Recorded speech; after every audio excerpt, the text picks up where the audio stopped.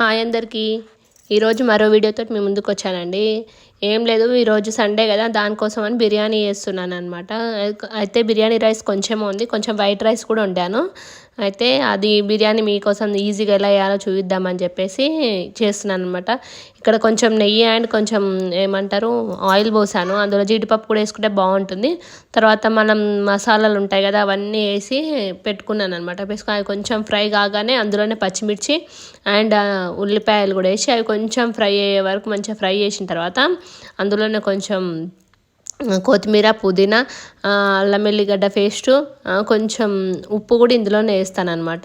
అవి అన్నీ కొంచెం ఫ్రై అయిన తర్వాత ఏం చేయాలంటే ఇందులో నేను ముందే కడిగి పెట్టుకోండి. మన బిర్యానీ చేసినప్పుడు రైస్ ముందే కడిగి పెట్టుకుంటే మంచిగా అవుతుంది బిర్యానీ.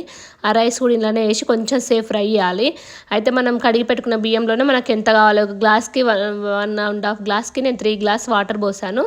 అవి కొంచెం ఇది ఫ్రై కాగానే వాటర్ అందులో వేసి క్లోజ్ చేసేసి మూత పెట్టేస్తే బిర్యానీ ఈజీగా అవుతుందండి. అసలు ఎక్కువ ప్రాసెస్ అవసరమే లేదు.